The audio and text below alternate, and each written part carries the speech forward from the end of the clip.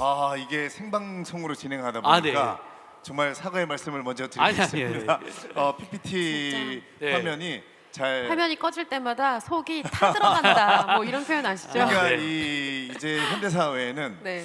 기술이 발달한과 더불어 또 이런 또 맞습니다. 예상치 못한 네. 아날로그 시대에는 또 이런 일들이 사실은 종이로 하고 뭐 하니까 네. 안 일어나는데 또 갑작스러운 이런 일이 일어났는데도 불구하고 우리 교수님께서 잘 대처해 주셔서 저 화면 보이는 줄 알았어요. 발휘하셔서 전혀 당황하지 않으신 것처럼 뒤에 땀이 쫙 흘렀습니다. 예. 그래서 안 그래도 저도 뭐 강의를 해보지만 이러면 이제 집중력이 흐트러지거든요. 네네. 근데 네. 그래서 교수님께서 강의하시는데 방해가 돼서 정말 다시 한번 아닙니다. 사과를 예. 드리고 늘 이런 일은 일어나죠. 예.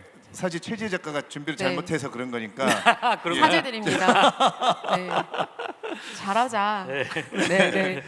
이제 강연 얘기로 네네. 잠시 좀 돌아가서 강연 얘기를 좀 더 하고 가보면 저는 이제 팬데믹 시대의 어떤 해결 방안 뭐 쉽게 얘기하면 그런 마음으로 교수님의 강의를 들었는데 마지막에 얘기해 주신 우리가 물리적인 거리는 네. 두 대 네. 어떤 사회적 심리적 정도. 사람 간의 거리는 더 좁혀야 된다. 네. 그게 해결 방안이다라고 하셨는데 제가 진짜 가슴속으로 무릎을 탁 쳤습니다. 네. 우리는 초반에 설명해 주신 그 어떤 어쩔 수 없는 우리가 인간이기에 생길 수밖에 없는 혐오 네. 뭐 정말 거리를 두고 싶고 네. 그런 마음이 있지만 우리는 그것만 가지고 자꾸 모든 것에서 멀어지려 하지 말고 물리적으로는 거리를 두되 외로움을 겪고 계신 분들 또 어려움을 겪고 계신 분들에게 심리적이든 어떤 마음으로든 다가가서 거리를 좁혀야 한다. 이게 이 시대를 살아가는 어떤 해결책 중에 가장 굉장히 큰 제시를 해주신 것 같아요. 예. 네. 큰 얘기죠. 그 사회적 거리두기라는 표현을 전 세계에 썼잖아요. 네네. 근데 저는 소셜 디스턴싱이라고 이제 영어로 썼는데 저는 그게 처음 나올 때마다 너무 이상했어요. 네. 전 세계가 다 그렇게 용어를 써서 이건 전 세계가 실수한 거라고 생각하는데 원래 소셜 디스턴싱이라는 말을 들었을 때 우리는 물리적 거리두기라고 생각하지 않잖아요. 맞아요. 네네네. 정서적인 사회 심리적인 거리라고 생각하는 거지. 네네네. 그래서 사회적 거리가 좁다는 것은 그만큼 친하다는 뜻이거든요. 네. 그게 일상적인 네. 뜻인데 전 세계가 그렇게 쓰니까 좀 너무 당혹스럽더라고요. 네. 사실 우린 정확하게 과학적으로 물리적 거리만 두면 되는 거거든요. 네네네. 네. 이게 사실은 뭐 그 교수님만 말씀해 주시는 상황은 아니죠. 사실은 어떤 심리적 거리를 가깝게 하고 이런 부분에 대해서 또 팬데믹을 어떻게 극복할 수 있는가에 대한 이야기는 많이 나오긴 하는데 근데 그 해결에 대한 이야기도 누가 해주느냐에 따라서 사람들 받아들이는 입장에서 좀 네. 차이가 있는데 이제 과학도시거든요. 네. 네네. 네. 뭔가 조금 더 객관적인 시각에서 말씀을 해주시고 있다는 어떤 신뢰 같은 것들이 조금 네. 기반이 됩니다. 그래서 뭔가 조금 더 안심이 되는 느낌이 사실 네. 있고요. 아까 말씀 주신 것 중에서 어떤 사회적 현상을 바라보는 시각도 중요하지만 그것을 어떻게 호칭을 지어서 명명하느냐가 사실 우리 모두의 시각이 될 수 있거든요. 대표적인. 네, 네. 그래서 그런 면에서는 그런 문제의식도 맞다고 생각을 합니다. 특히 인상적이었던 게 강의를 들을 때 이모데믹이라는 표현을 직접 네네네. 만드셨다는 네네. 네. 그래서 그 호칭과 명명을 하는 것에 대해서 네. 아무래도 그 선생님께서 갖고 계신 어떤 게 있으신 것 같다는 생각이 들었어요. 네. 뭔가 명쾌하게 이야기해야 되겠다는 의미 같은 것들. 네. 원래 저는 그 인포데믹이라는 말이 있어요. 네네. 요즘 뭐 많이 쓰고 있는 말인데 팬데믹이 온 다음에 사람들이 인포데믹에 빠진다. 인포데믹은 인포메이션 에피데믹을 합성어인데 그러니까 정보적으로 너무 혼란스러운 어떤 네. 감염이 일어난다 이런 뜻이에요. 근데 가만히 생각해 보니까 그런 어떤 인지적인 혼란도 있지만 감정적인 동요도 많잖아요. 네. 그래서 그걸 어떻게 표현하면 좋을까라고 하다가 이제 이모션 플러스 에피데믹이라는 말을 네. 붙여서 그래서 저만 쓰는 용어니까 그냥 무시하셔도 됩니다. 아유 아닙니다. 저 완전 확 오더라고요. 그렇죠? 네. 그러니까 정말 진짜 물리적으로 과학적으로 정확하게 거리만 두면 된다고 했었으면 지금처럼 이렇게 우리가 진짜 사회적 거리두기 이렇게 하니까 왠지 진짜 물리적이든 정서적이든 아무도 만나면 안 되고 왠지 연락도 해서는 안 될 것 같고 네. 이렇게 되다 보니까 어떤 집에 혼자 있게 되고 그게 시간이 길어지다 보니까 사회적인 문제가 우울증이 없던 사람들도 맞아요. 뭔가 기분이 다운되고 네. 우울증이 찾아오고. 네, 네. 맞아요. 그래서 이 사회적 용어라는 게 그렇게 중요하다라는 거를 교수님 강의를 들으면서 또 예. 한번 느끼게 되는 부분입니다. 예, 네. 코로나 블루라고 하잖아요. 네. 그래서 지금 잘 보시면 뭐 하지 마라, 뭐 하지 마라, 뭐 하지 마라 네, 이것만 네. 가득하지 네. 이 상황에서 뭘 우리가 할 수 있는데라는 얘기는 네. 거의 별로 없어요. 맞아요. 근데 사실은 할 수 있는 것 되게 많거든요. 네. 그 뭐 책을 읽는 것도 되게 중요하고 책을 읽고 같이 나눌 수 있는 시간도 사실 되게 네. 이번 기회에 어떤 의미에서 시간이 많기 때문에 네. 할 수 있는 거잖아요. 네, 네, 네. 그런 것들을 더 적극적으로 장려하면 좋겠다는 생각이 오늘 들어요. 이런 자리. 네. 그게 아, 네. 원래 이 북소리 축제도 못할 뻔했는데요. 네, 어떨 뻔했어요. 아, 저희가 그러셨어요? 그런 얘기도 있었어요. 사실은 아. 아까도 팬데믹이 네. 이번이 처음이 아니다. 네. 작년에 파주를 네. 창궐했던 네. 돼지 콜레라라고 네, 표현을 네, 네. 하죠. 그런 어떤 전염병들 때문에 계속해 오던 축제가 작년 한 해 쉬어갔습니다. 근데 어떤 분들은 이런 얘기도 하셨어요. 돼지가 걸리는 병이 생겼을 때 축제를 안 하는데 사람이 걸리는 병이 이럴 때 축제 할 거냐. 하지만 해야 된다는 생각을 하게 되는 거죠. 네. 우리의 일상은 바뀌었고 이게 아까 말씀하신 것처럼 언제 끝날지 모르는데 계속 네. 이렇게 멈춰 있어야만 하는가. 그게 사실 문제의식이었던 것 같아요. 처음에는 조금 있으면 끝나겠지 될 거야. 생각했어요. 맞아요. 근데 지금 학교를 보세요. 네. 학교가 다 비대면 플랫폼들을 써서 하잖아요. 네. 이제 앞으로 어떻게 바뀔 거냐면 저의 많은 사람 저를 포함해서 많은 사람들이 예측이 심지어 팬데믹이 지나가도 우리는 화상의 세계를 화상으로 하는 세계, 비대면의 세계를 끝내지 않을 것이다. 그게 어떻게 보면 기본값으로 들어가고 네, 네. 오프라인은 그것에 더 얹어서 하는 거가 될 것이다. 네. 이런 어떤 그래서 팬데믹이 주는 어떤 인류의 새로운 단계일 수도 있다고 저는 생각해요. 뉴노멀이 네. 그런 거죠. 그리고 저는 또 제가 살면서 느끼게 되는 감정과 제 행동 원리에 대해서 아까 95%의 시스템 1 부분과 네네. 그다음에 시스템 합리화 2. 이성의 시스템 5%밖에 뜨끔하지 않습니까? 뜨끔했습니다. 그래서 그 다음에 또 얘기해 주신 우리가 이제 공감을 하는데 우리는 이제 남이 슬퍼하거나 괴로워하거나 힘든 거는 사실 진심으로 공감해 줄 수 있습니다. 하지만 남이 잘 된 거에 대해서 여기서 많이 뜨끔했어요. 완전 뜨끔했어요. 잘 된 거에 대해서 사실 말은 우리가 네. 야 너 축하해 하면서도 사실 마음은 굉장히 배가 아프고 맞아요. 진짜 축하하는 게 아니었는데 교수님의 말씀은 우리가 이제 그 작동 원리를 알았으니까 하지만 우리 인간이기 때문에 우리가 좀 더 합리화 이성을 끌어올려서 네. 진짜 특히 이런 시대에 진짜 진심으로 나한테 해가 되는 게 아니니까 진심으로 축하해주고 어쩌면 진심으로 그렇게 할 수 있는 거를 연습을 맞습니다. 해보면 네. 네. 더 이게 갈 수 있다 이런 생각을 해봅니다. 맞습니다. 그러니까 우리가 나 이건 되게 본능적인 것 같아, 자연스러운 것 같아라고 하는 거가 옳다고 착각하는 경우들이 많아요. 네, 예를 들면 우리가 한일전 축구를 생각해 보세요. 네네. 그럼 뭐 난리 나죠. 국수주의자들로 나타나잖아요. 애국자. 애국자. 예, 예. 아니, 애국자를 넘어서 국수주의자들로 네네. 변하죠. 다 일본 XX 막 이렇게 나올 수도 네네. 있잖아요. 네. 자, 근데 가만 생각해보면 우리가 그렇게 살면 안 되지 않습니까? 그렇죠. 네. 우리 세계 시민인데. 네. 그래서 자연스럽다라고 하는 것 자체를 옳은 것이다라고 얘기하는 거는 되게 곤란해요. 네. 우리는 자연스럽게 혐오감이 일어나요. 그걸 이해하는 게 중요한 거고 왜 이런 상황에서 혐오감이 일어나는가, 배제감이 일어나는가를 이해하는 게 중요한 거고 그러면 그걸 어떻게 우리가 우리 인지 능력을 활용해서 그걸 극복할 것인가가 되게 중요한 문제죠. 맞아요. 네. 처음에 그 우한 바이러스라는 것으로 보도가 많이 되고 정말 주요한 매체들도 다 우한 바이러스라는 표현을 써서 사실은 중국인의 혐오가 부추겨진 측면이 많죠. 그렇죠? 네. 아까 말씀드린 것처럼 그래서 그 혐오도 그렇지만 폭력성에 대한 부분도 사실은 거시적인 폭력도 되게 문제가 되지만 미시적인 폭력 같은 것들이 훨씬 더 문제가 될 수 있는 일상이라는 생각이 좀 들었거든요. 맞아요. 네.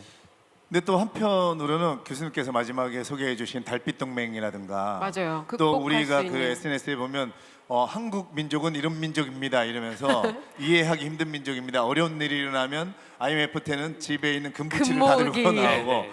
또 누가 시키지도 않았는데 대구에 뭐 네. 빵을 싣고 가고 마스크를 싣고 가고 뭐 이런 게 어쩌면 또 그런 우리가 인간만이 가질 수 있는 네. 그런 교수님께서 얘기해 주신 인간만이 영장류 중에서 인간만이 가질 수 있는 그런 능력 중에 또 하는 것 같아요.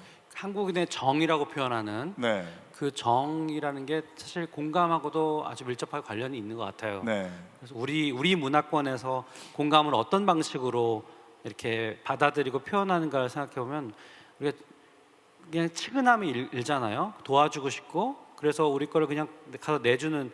근데 또 이제 제가 아까 얘기한 것 중에 인지적 행동적인 공감으로 가는 거는 그걸 또 냉철하게 생각해서 그걸 끝까지 유지하고 네. 그걸 일관성 있게 오랫동안 가져가기 위해서 법이나 정책이나 제도까지 만드는 거, 집요함이 필요한 거죠. 네. 그건 조금 더 우리가 그 뭐랄까 감정적인 걸 넘어서는 거라고 네. 이해해야 될 것 같아요. 노력도 필요한 것 같고 성찰도 필요한 지점인 것 같은 게 늘 금방 끌어오르잖아요. 네. 우리 스스로를 우리가 뭐 이렇게 얘기할 때 그 순간적인 끌어오름의 그 온도는 높은데 그것의 유지력 같은 것들에 대해서 말씀 주신 것처럼 늘 생각을 하게 되죠. 네. 네.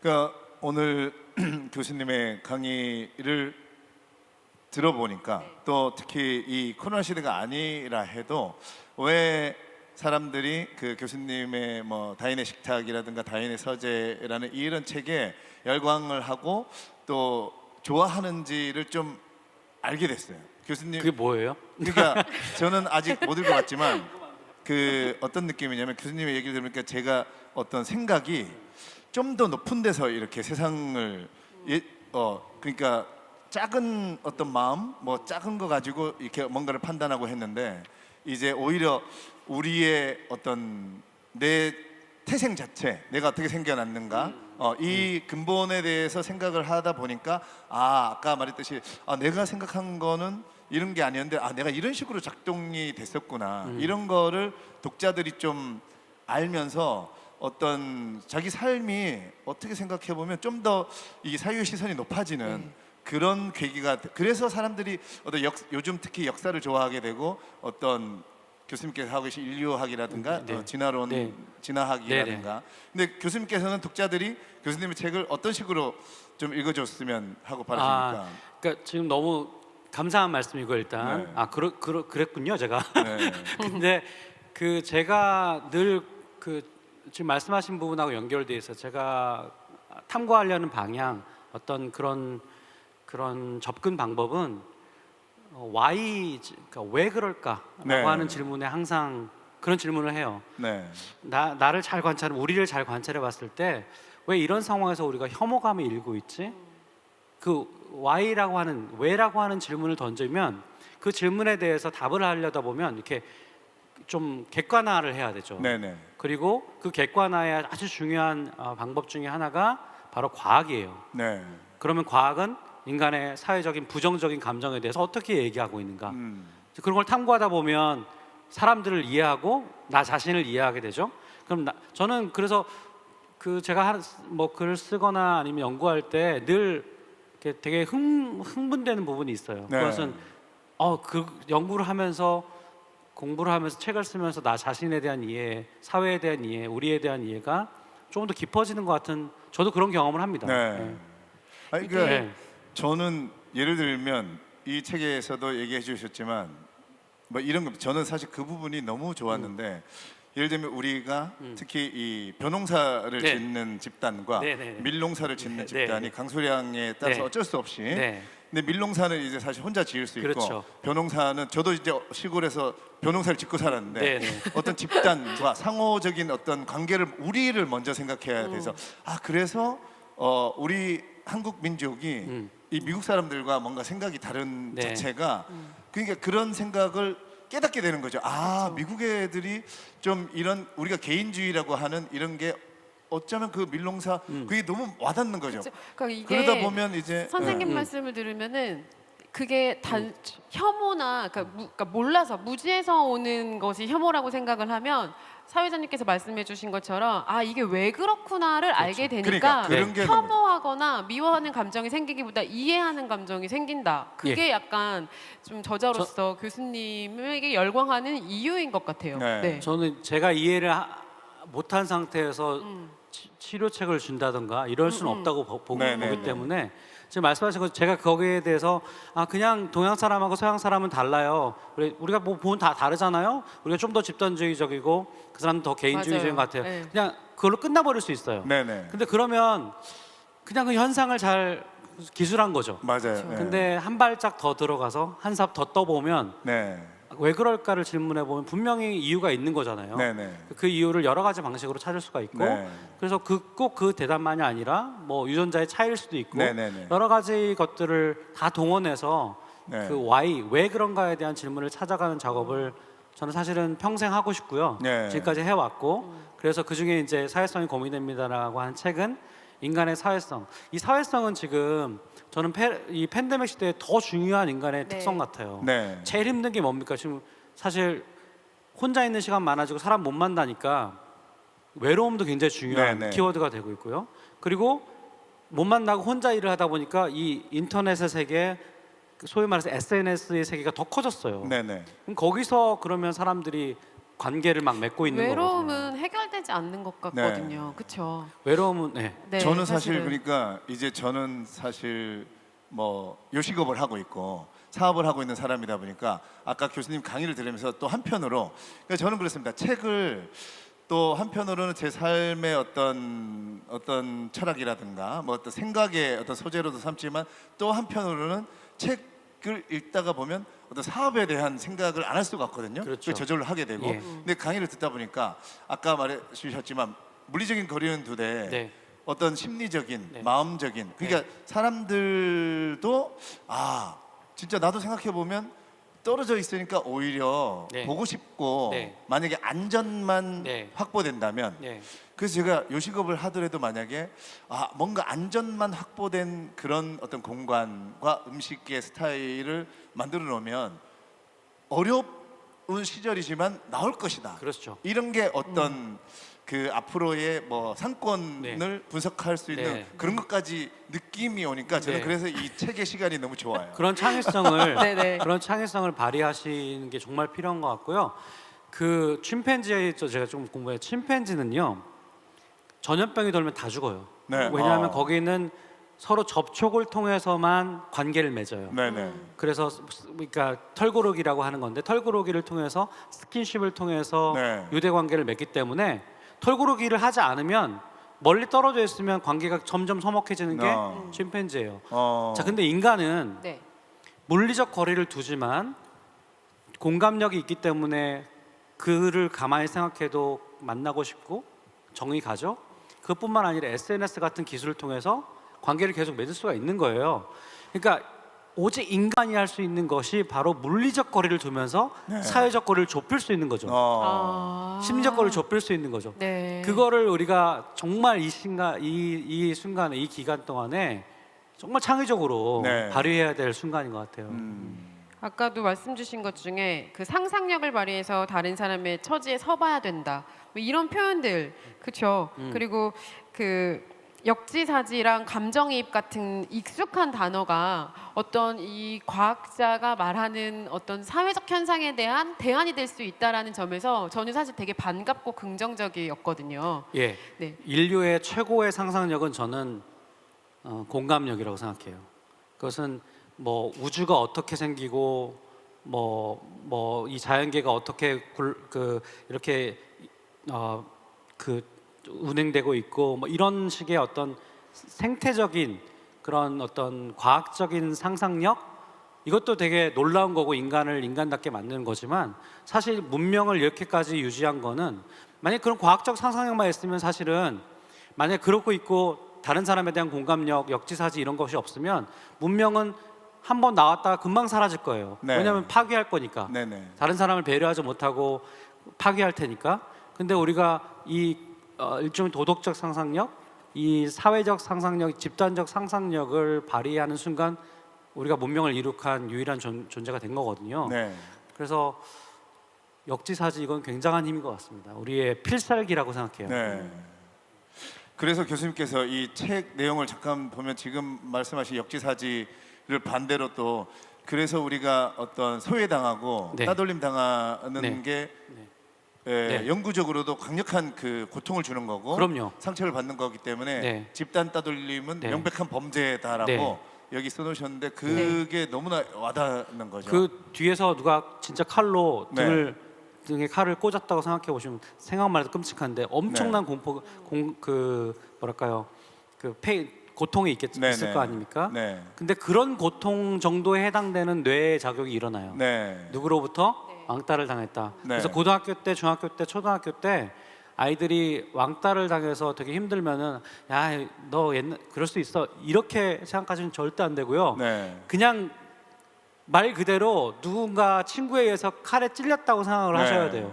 그럼 빨리 병원에 가셔야 되는 것처럼 네. 그 치유를 받아야 되는 부분입니다. 네. 그러니까 저 교수님께서 예로 들어놓으신 제가 실제로 왜 3명에서 축구공 가지고 이렇게 네네네. 네. 해보는 그거 너무 느꼈거든요. 네, 네. 왜냐면 이렇게 서로 3명이니까 네. 주고받아 이렇게 네. 어느 정도 왔다 갔다 야, 해야 되는데 되는데. 한 두세 번만 걔네 둘이 왔다 갔다 하잖아요. 확 굉장히 정말 소외감이 소외감이 마음이 느껴지죠. 근데 그 정도에도 소외감이 생기는데 진짜 네. 대놓고 따돌림을 한다든가 소외시키는 거에 대한 고통은 진짜로 대단한 이거는 뭐 거죠. 물리적으로 진짜 찌르는 거 이상의 고통을 주겠구나. 우리가 늘 커다란 폭력에만 되게 민감하거든요. 그리고 뭐 코로나 블루도 그렇고 가정 폭력 같은 경우도 그렇고 거기에서 뭐 어떻게 상처받는지에 대해서는 사실은 어느 정도 아픈 거야라는 이렇게 정말 명쾌하게 이렇게 얘기를 해주시는 분들이 별로 없기 때문에 단순히 위해야 된다는 것과 이해해야 된다는 건 알면서도 그 정도의 공포랄까 그 정도의 아픔에 대해서 공감 능력을 많이 못 가졌던 것도 사실은 사실이구나 이런 반성도 좀 하게 됐던 네. 것 같아요 이 책이. 그 네. 질문에 대해서 저도 이제 또 한번 왜 그럴까를 질문한 네. 거죠. 왜 우리는 다른 사람에게 소외당하고 배제감을 느꼈을 때 그렇게 고통스러울까를 생각해 보면 우리가 집단 생활을 아주 하는 과정에서 벌어지는 그 일종의 적응 기제라기라도 네. 할 수 있어요. 만약에 이렇게 생각을 해보죠. 만약에 우리가 누구로부터 배제당했는데 나는 아무렇지도 않아, 나는 뭐 괜찮아라고 하면 지금이야 기술이 발전돼 있고 굉장히 문명이 발전돼 있어서 사실 자원이 많으면 그렇게 따돌림 당해도 살아갈 수는 있어요. 자, 근데 우리가 지금 한 20만 년을 진화하는 과정에서 대부분의 시간은 수렵 채집을 하면서 살았거든요. 네네. 근데 수렵 채집기에 만약에 누군가 나를 그렇게 따돌리고 있다? 그럼 말 그대로 죽음이에요, 그냥. 그렇죠. 네. 막 사냥 가는데 네. 지들끼리 막 9명 일로 간다. 그러면 그렇죠. 그냥 정말. 나는 죽음이에요, 그냥 죽음. 네네네. 그러니까 거기에서 느끼는 그 아주 공포스러움 네. 그리고 정말 고통스러움 이거는 우리가 필요한 거예요. 네. 근데 그 현대 사회에서 그것이 그냥 그대로 남아 있는데 그때 어떻게 작동하냐?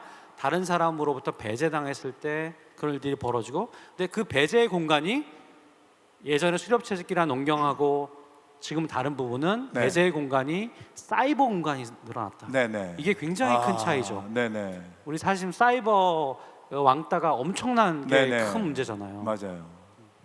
그러면 교수님께서 또 책에 이제 행복 지수에 대한 연구를 네. 해 놓으시면서 이제 북유럽 사람들의 맞아요. 행복 지수가 높은데 아마도 뭐 자율성 때문에 자율성이 네. 좀 보장되어 있어서 그러지 않겠느냐 뭐 이런 것과 뭐 금전적인 거 네. 뭐 여러 가지 연구 결과를 네. 써놓으셨는데 교수님께서는 그럼 과연 특히 지금 네. 우리가 사람들은 사실 다 행복해하고 싶어 하잖아요. 네. 그래서 어려운 질문입니다만은 네. 우리가 행복을 하려면 네. 교수님께서는 어떤 식으로 좀 우리가 접근을 하고 네. 살아봤으면 좋겠습니다. 제가 저는 행복 연구를 이렇게 본격적으로 한 사람은 아니고요. 네네. 그 예를 들면 연세대 그 심리학과 교수님 서원국 교수님이 행복의 기원이라는 책에 보면 네. 저랑도 되게 친하신데 그 연구에 따르면 이런 거예요. 행복이라는 거는 궁극적인 목적이 아니고요. 네네. 궁극적인 목적은 우리가 의도하든 의도하지 않든 간에 인간의 경우에는 동물로서 일종의 생존과 번식이에요. 네. 근데 그런 생존과 번식에 잘 가는 그 길에 우리가 행복감이라고 하는 일종의 그린라이트를 막 켜주는 거죠. 네. 그래 나 되게 행복감 같은 걸 느껴요. 이건 뭐냐면 지금 이 사람이 일종의 생존과 번식의 길로 잘 가고 있다라는 거예요. 네. 그러니까 일종의 행복의 최고 목적이 아니고 그 행복은 그거를 매개하는 수단 같은 거라고 보면 되는 거죠. 네. 그게 이제 최근 행복 연구의 터닝 포인트인데 네. 저도 그걸 진화학자로서 당연히 받아들이죠. 네. 그 관점에서 보면 행복을 하기 위해서 계속 뭔가를 하는 것은 약간 수단에 집착하는 거라고 볼 수 있어요. 네. 그렇죠. 돈을 네. 많이 번다. 네. 뭐 네. 좋은 직장에 다닌다. 뭐 이런 거죠. 네. 사실. 뭐 돈을 말고 좋은 네. 직장에 가는 거는 행복감을 조금은 주죠, 네. 당연히. 네. 근데 예를 들어 좋은 차를 샀다고 그게 갑자기 차를 샀다고 10년을 행복할까요? 아니잖아요. 네네. 그래서 그 연구에 따르면 행복감은 자잘한 행복을 계속 지속적으로 하는 것. 그러니까 뭐, 자잘한 행복. 네, 좋아하는 사람과 맛있는 거를 뭐 아이스크림도 먹고 그다음에 같이 밥도 먹고 네. 그래서 행복 연구의 가장 한마디로 결론은 자기가 사랑하는 사람과 맛있는 걸 많이 먹는 거, 자주 먹는 거 이게 행복의 최고라는 거예요. 네. 근데 그거 정말 그 바탕에 공감이 깔리지 않으면 그 행복의 어떤 행위들은 일어나지 않을 것 같아요. 그렇죠. 그러니까 그 상황에서 이 상대에 대해서 어떤 감정을 느끼지 관찰하는 거랑 어떤 걸 원하는 거지 뭐 이런 네. 것들에 대한 아까 그 추론 능력 같은 경우가 나오는 거죠. 그러니까 그런 것들이 결국에는 우리의 일상 같은 것들, 우리가 느끼는 감정 같은 것들의 기반이 되겠구나 이런 생각도 확실히 드네요. 네. 그러니까 전혀 다른 내용이 아닌 거네요. 행복에 그렇죠. 관련돼서도. 맞습니다. 아니 교수님 얘기를 들어보니까 우리는 너무 저도 그렇고 행복이라고 하면 행복 이러면 네. 정말 좋은 집에 커다란. 예? 막 좋은 차 타고 해외 여행도 막 쫙 다니고 뭐 우리가 소위 그 광고나 뭐 미디어에 노출되어서 알고 네. 있는 그런 행복만 떠올리면서 사실 지금 참으면서 살고 계신 분들이 너무 많이 그리고 있잖아요. 그걸 못해서 지금 약간 불행하다고 생각하는 사람들이 근데 많은 교수님 거잖아요. 말씀은 그냥 네. 정말 작은 행복을 사실은 행복이란 그리고 보니까 우리는 언젠가 행복할 날인데 그게 없는 것 같아요. 그냥 자잘한 그쵸. 행복을 계속 이어가는 게 그게 사랑하는 사람과 맛있는 걸 많이 먹는. 교수님은 자잘한 행복 하시나요? 저는 예 일상의 행복이죠. 네. 네. 저는 제가 하고 있는 일이 너무 재밌어서 네. 네, 아. 저는 재미 없으면 그만둬요. 정말 약간 진화 심리학이 재밌어요 하는 분이 옆에 계신 의아한 날이거든요. 진화 심리학이 재밌고 네. 인지학이 네. 아주 흥미로워요. 뭐 네. 이런 거잖아요. 네. 재밌지 않습니까? 재밌습니다. 저도 약간 사실은 뭐 이런 아까 변호사 밀농사 이런 것도 네. 너무 재밌고 그러다 보니까 최근에 예를 들면 뭐 유발 하랄이라든가 네. 뭐 이런 어떤 그런 얘기들이 네. 재미있더라고요. 네. 근데 정말 약간 과학자신데 또 철학 공부 하셨잖아요. 그게 아까 책에 나온 게 이과스러움을 너무 잘 알고 있다 네. 이런 단어 나오셨는데 네. 저 그런 배경 같은 것도 말씀해 주시면 그러니까 좀 재밌을 것 같아요. 질문은 전공이 없다고 생각해요. 네. 질문은 예를 들어 외로움이 뭘까요? 이게 과연 이과적인 질문일까요? 문과적인 질문일까요? 네. 사실 외로움을 뇌과학적으로 분석할 수도 있고요, 그죠? 네네. 네. 그 다음에 외로움을 달래주는 테크놀로지를 개발한다는 건 공대적인 관점에서 얘기할 수 네. 있고요. 그다음 외로움은 되게 인문적인 주제인 건 당연하죠. 그래서 저는 질문 자체에는 전공이 없다고 생각하고 국경이 없다고 생각하고 우리가 학문적으로 이렇게 지난 한 200~300년 동안에 뭐 무슨 물리학과, 무슨 수학과, 뭐 철학과 이렇게 나눈 거는 불과 몇 세기 정도에서 벌어진 일이고요. 네. 사실 그 질문 자체는 그거를 꿰뚫고 가는 질문이 당연히 많고요. 그리고 진짜 그것에 대해서 그 질문에 대해서 예를 들어 외로움에 대해서 답을 하려고 한다면 예를 들어 공감에 대해서 답을 진짜로 해보려고 한다면 정말 그것은 철학부터 시작해서 네. 뇌과학까지 다 갈 수 있고 또 그래야지만이 그 전모를 파악할 수 있는 그런 초학제적인 그런 질문과 대답이라고 생각하거든요.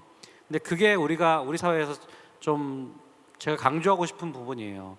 우리가 뭐 지금도 좀 많이 좋아졌다고 하지만 지금도 고등학교 때 이과 문과로 네네. 사람들이 생각하고 나는 문과로 왔는데 내가 코딩을 어떻게 하니? 네. 뭐 나는 그 코딩만 했는데 내가 뭐 인간에 대해서 뭘 알아? 네. 근데 사실은 그렇게 얘기할 게 아니라고 생각해요. 그래서 질문에는 전공이 없다. 네.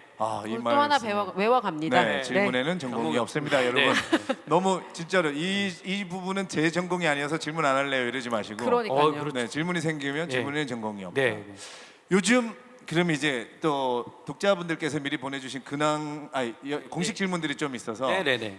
요즘은 이제 지금 하시는 일이 행복하시다고 하셨는데 어떤 일을 하고 계시고 근황을 좀 얘기 좀 네. 해주시죠. 네. 지금 책을 2권을 쓰고 있고요. 네. 네, 하나는 공감 문제를 네. 그래서 아주 본격적으로 다루는 공감의 반경이라는 책을 쓰고 있고요. 네. 공감의 반경. 반경이요. 네. 네, 결국 공감의 반경을 어. 넓혀온 게 우리 인류의 역사인데 네. 지금 우리가 그러려면 어떻게 해야 되는가?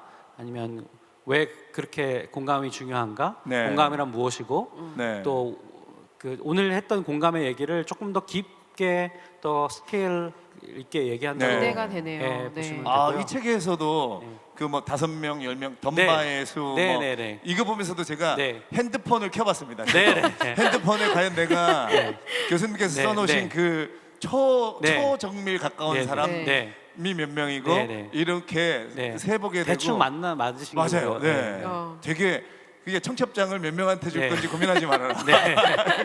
그러니까 우리가 뭐 SNS 세계가 네. 그 굉장히 그 커지니까 사람들이 착각하는 게 뭐 내가 1,000명, 2,000명도 친구로 둘 수 있다고 생각하는데 네. 사실 진짜로 친구, 다시 말해서 계속해서 연락하고 서로 영향을 주고받는 그 관계라는 거는 제한돼 있어요. 네. 네. 그거를 제한을 없다라고 얘기한다는 것은 우리가 정말 뇌가 아마 터질 걸요. 네, 그거 네. 다 그거 하려면요.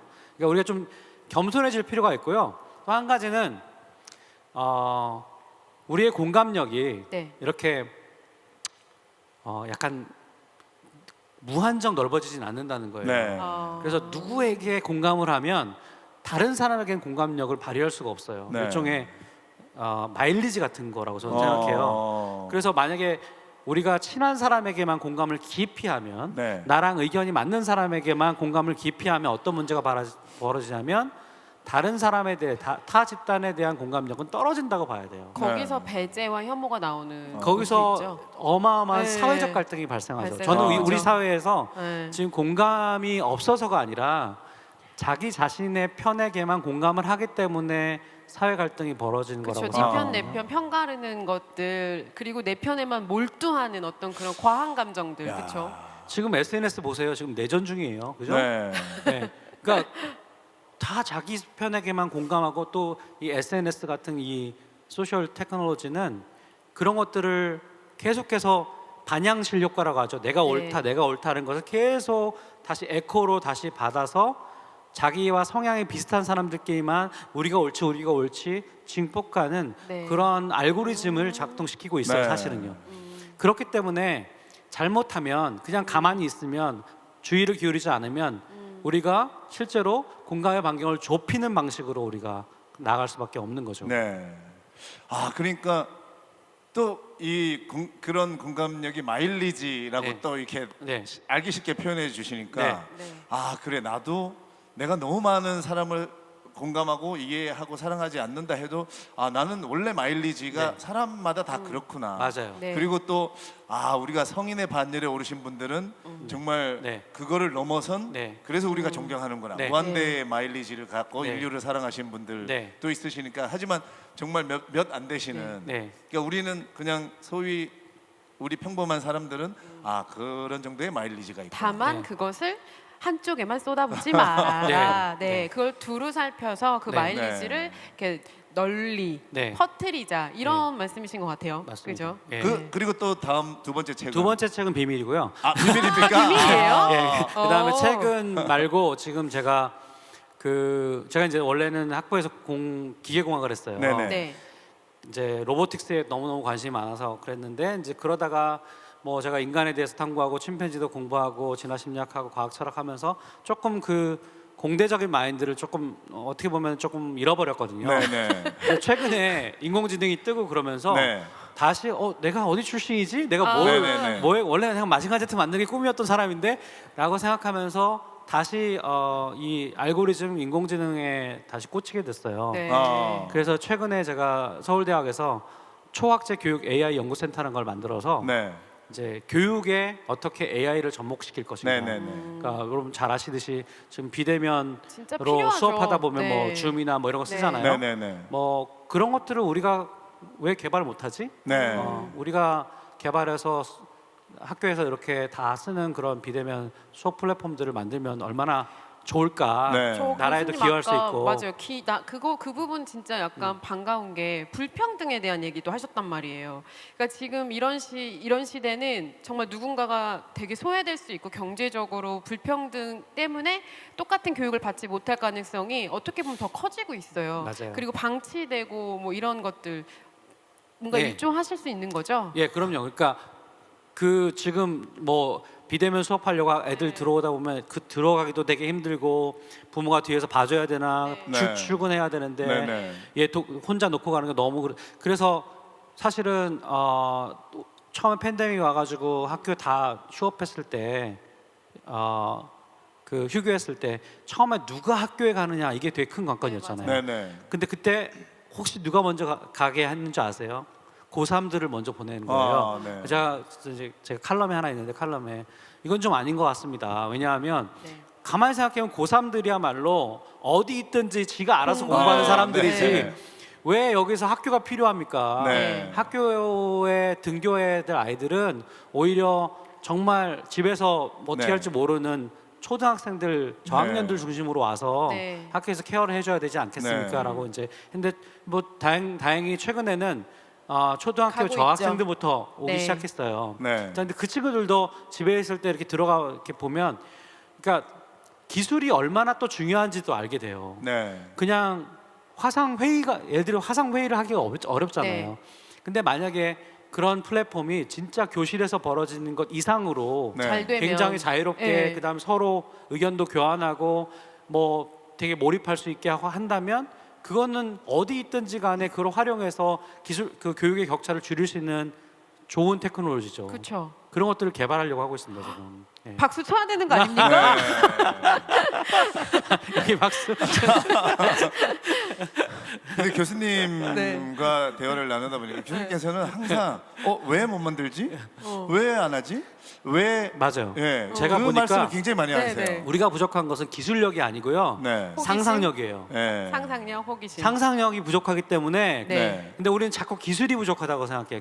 물론 기술을 너무 과대평가하는 것일 수도 있지만 네. 제가 만난 개발자들, 제가 만난 그 군대 쪽 사람들은 반대로 얘기합니다. 저희들한테 아이디어를 주세요. 뭘 만들면 좋을지 저희는 만들 수 있어요. 네. 어떻게든 만들 수 있는데 아이디어가 없어요. 네. 뭘 해야 될지 모르겠어요. 이런 분들이 많아요. 그러니까 그런 사람들하고 같이 융합해서 뭔가 그 초학제적인 거를 만드는 것이 사실은 정말 중요한 일입니다. 네. 이렇게 만날 수 없는 시대에 이렇게 만나자고 하니까 좀 힘들긴 한데요.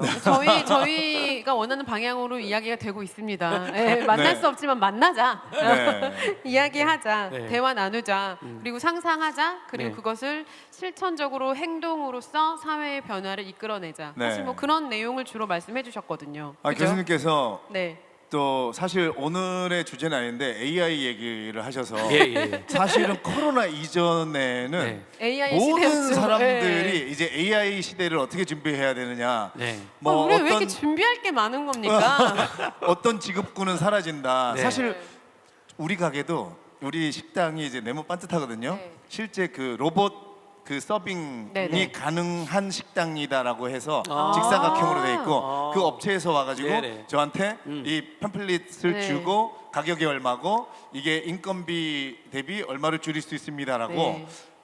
제가 그걸 보는데 약간 마음이 맞아요. 굉장히 이상하더라고요.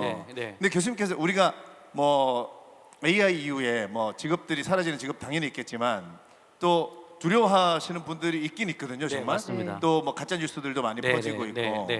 아까 예. 이친 노동자라는 예. 표현을 네. 쓰셨었죠. 네네. 그죠? 예. 그 뭐 지금 AI 관련해서 제일 많이 논의되고 있는 부분이 그 일자리 문제인 것 네네. 같아요. 네네네. 되게 중요한데 저는 그 문제는 어쩌면 뭐 우리 인류가 그동안의 기술의 발전과 그거에 대응을 하는 과정에서 했었던 어떤 학습력이 있다고 봐요. 네. 근데 이제 다만 문제는 예전처럼 컴퓨터가 처음 나왔을 때 주상 가르치던 사람들 다 어떻게 될 거냐, 네네. 다 컴퓨터 쪽으로 갈아타셨거든요. 네네네. 그래서 새로운 직업들이 창출됐는데 네. 지금은 예전의 발전 속도보다는 조금 더 근본적이고 빨라요. 네. 그리고 예전처럼 이렇게 많은 사람들이 필요하지 않은 네. 소수의 천재들이 수많은 예를 들어 인스타그램 같은 거 보시면 20명이 창업해서 그 많은 부를 만들었단 말이죠. 네네.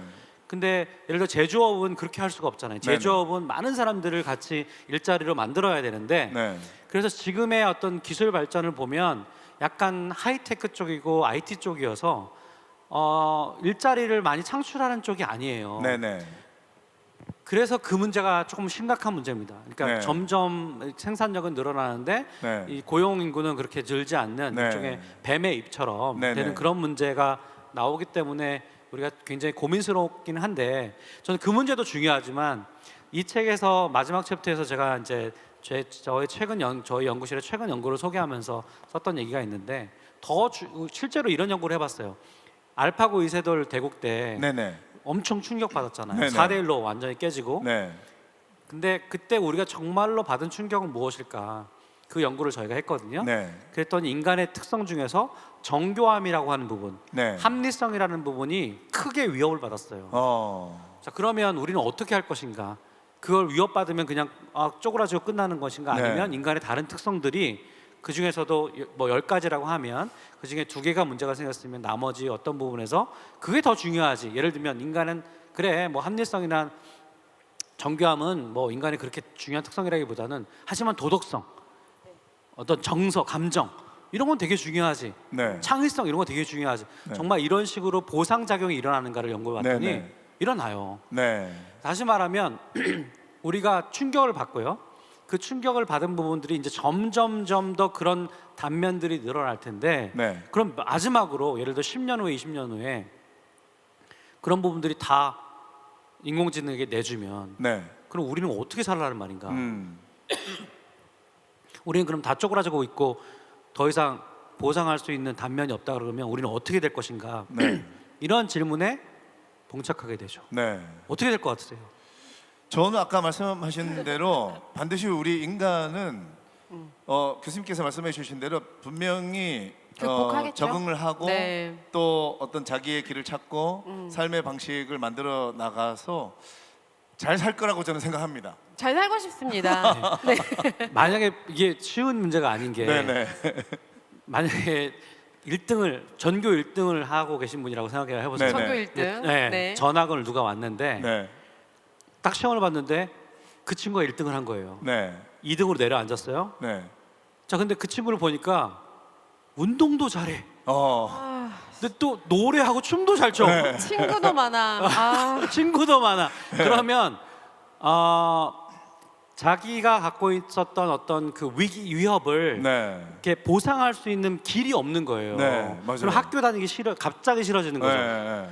자, 이런 일들이 인류에게 일어날 가능성이 있다. 모든 부분에서 인간이 중요하다고 자기가 잘한다고 생각하는 부분에서 다 위협을 받는 순간 그럼 우리가 어디로 삐져나가지? 어디로 삐져나갈 그 어디가 없을 때 도대체 우리는 어떻게 될까? 네. 그럼 어쩌면 그동안 인간이 되게 독특하다고 생각했던 부분이 아닌 예를 들어 인간은 기계랑 달리 실수를 잘하지.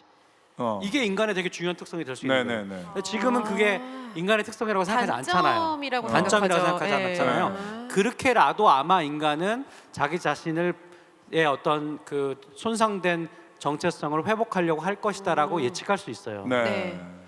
그것이 만약에 잘 안 되면 아마 인간은 되게 힘들 겁니다. 이게 네. 되게 존재론적인 문제가 되는 거예요. 네. 일자리만의 문제가 아니에요. 네네네.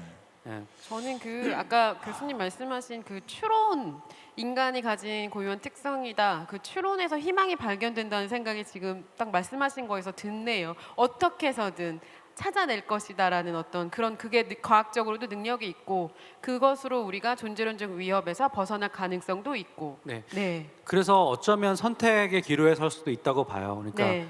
지금 인공지능이 조금 더 제너럴해져서 인간의 굉장히 중요한 영역들을 다 침범하기 시작했을 때 결정을 하는 거죠. 네. 야, 이렇게 되면 우리랑 같이 갈 수 없어. 그러니까 얘네들 요 정도에 스탑하자. 네. 그런 가능성도 있다고 봐요. 여러분 아마 강아지 기르시는지 모르겠는데 네네. 강아지 기르다 보면 뭐 반려견 친구잖아요. 또 하나의 네네. 가족의 친구인데 근데 만약에 반려견을 보면서 뭐 마티즈를 키우신다고 생각하면 그 마티즈가 막 냄새도 잘 맡고 잘 뛰고 어떻게 나보다 냄새를 더 잘 맡지? 굉장히 내가 열등감이 느껴지는데 막 부럽다 이런 생각 안 그러진 않죠. 들잖아요. 네네네. 그런 이유는 그 냄새를 잘 맡고 잘 뛰어다니고 하는 게 우리 인간의 본질적인 특성이 아니기 때문이에요. 네. 근데 AI가 인간의 본질적인 특성이라는 부분에 있어서 더 잘한다라고 생각하면 네. 네. 얘기가 다르다니까 친구가 되기 어렵다니까요. 네. 그렇죠. 모든 영역에서 다 잘하면 친구가 되기 어렵잖아요. 어렵죠. 안 보고 싶어요. 예. 나는 그래도 내가 잘한 건 이거야. 네. 내세울 게 있을 때 네. 학교 가는 맛이 있는 거예요. 네. 맞아요. 예. 우리 이 책더나인 강연 9개 강연인데 교수님 네. 어제 같은 경우에는 시인분들과 에세이스트 분들이 나오셔서 이제 본인의 책을 낭독하는 시간이 있었거든요. 아, 네. 그래서 혹시 교수님께서도 기대됩니다. 네. 네. 왜냐면 우리가 사실 이 책에 관련된, 저자에게 네. 본인의 책을 낭독을 듣는 게 굉장히 좋더라고요. 정말 그래서, 좋아요. 네. 네. 교수님께서 혹시 읽어주시고 싶은 네. 분 두 군데 있으시면. 표시해 왔는데요. 네네. 먼저 한번 읽어보면 66페이지예요. 그 제가 외로움에 대해서 쓴 챕터인데요. 네.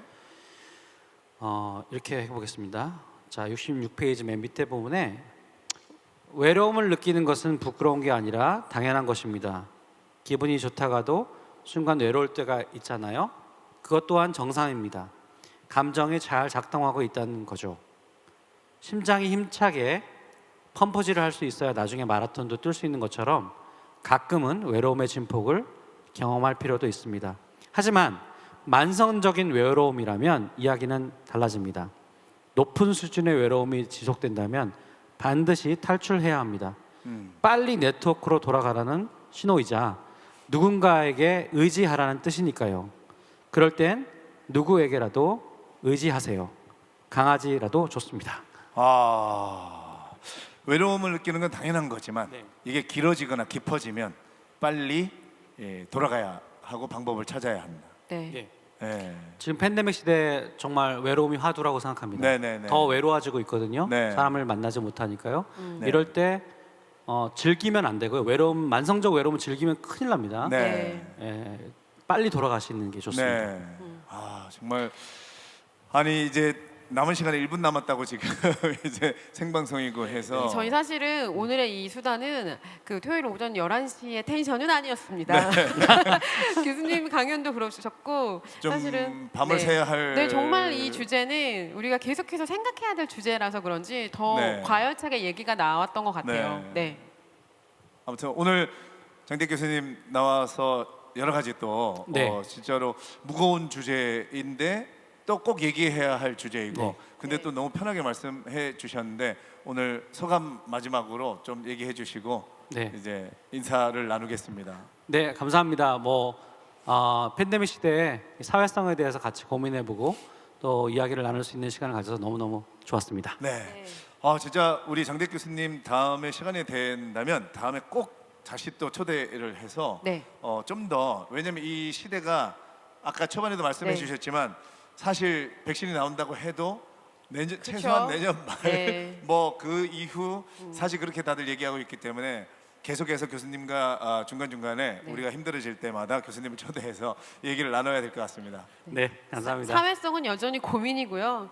일상을 살아가면서 마스크처럼 뭔가 우리를 지켜줄 만한 어떤 감정적인 강점들 또 자기만의 무기 같은 것들에 대해서 좀 고민을 해봐야 되겠다는 생각을 하면서 저도 이 자리를 뜻깊게 마무리하겠습니다. 감사합니다. 오늘 정말 장대익 교수님 그리고 패널이자 공동 MC로 최지혜 작가님께서 함께 뜨거운 진지한 그리고 우리 삶의 해결책에 대한 얘기, 공감에 대한 얘기를 나눠주셨습니다. 이 시간 책더나인 첫 번째 오늘 둘째 날의 첫째 시간은 마치고요. 잠시 후 2시부터 김신식 작가의 강연이 이어집니다. 유튜브 시청하고 계신 분들 2시에 다시 돌아오시면 되겠습니다. 지금까지 시청해 주신 여러분 진심으로 감사드립니다. 감사합니다. 감사합니다. 네, 고맙습니다. 네.